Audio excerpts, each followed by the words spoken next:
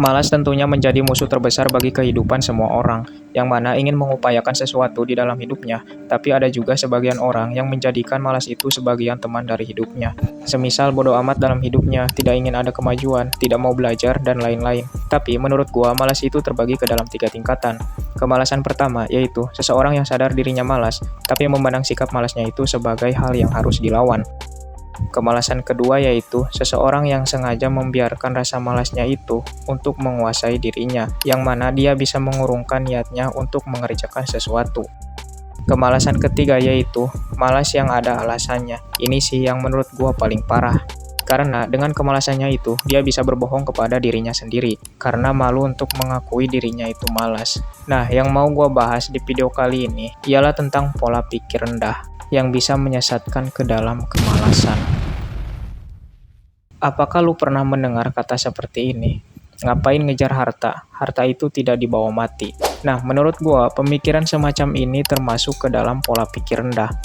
Memang gak salah meyakini suatu keyakinan seperti dunia tidak boleh dicintai, tapi jangan munafik juga. Kalau manusia itu perlu dengan dunia, perlu uang buat makan, perlu rumah buat tinggal.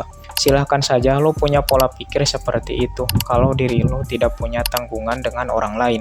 Tapi kalau lo masih berkeluarga atau masih tinggal sama orang tua, terus berusaha sembunyi di balik kata-kata seperti itu tadi, menurut gua lo itu pecundang. Karena sebenarnya orang itu hanya pemalas saja. Kemudian, apakah lo percaya juga dengan kata-kata banyak anak banyak rejeki? Nah, ucapan kata-kata seperti ini sering dilontarkan dan diyakini bahwasanya kalau kita banyak anak bakal banyak rejeki juga. Tapi faktanya, bukan banyak anak banyak rejeki, melainkan rejeki itu sendiri yang harus kita cari, supaya bisa menafkahi atau mencukupi keluarga tersebut, termasuk anak-anak yang lo miliki.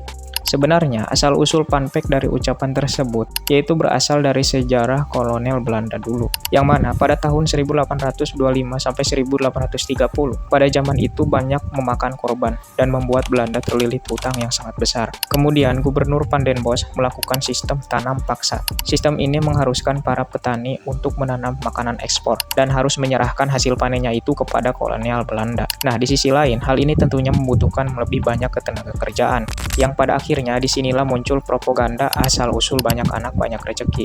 Tujuannya supaya para penduduk tersebut bisa memperbanyak keturunannya, supaya bisa menambah tenaga kerja untuk sistem tanam paksa tadi.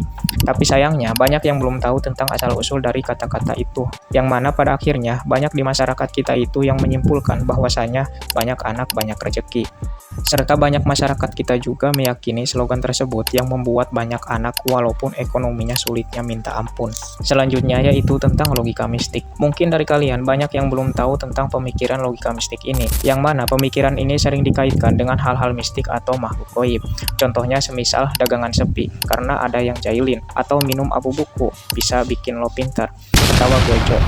Yang mana pemikiran semacam ini tidaklah logis. Semisal kayak tadi, dagangan sepi pembeli dikaitkan dengan hal gaib, ataupun pengen pintar harus minum abu buku. Hal semacam ini sangatlah tidak logis. Kalau lu pengen pintar, ya belajar, bukan malah suruh minum abu buku. Bukannya malah pintar masuk ke otak, ini malah masuk ke perut dan menjadi tai.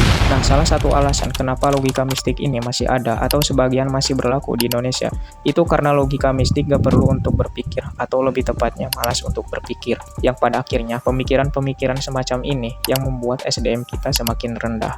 Gimana menurut kalian? Coba komen.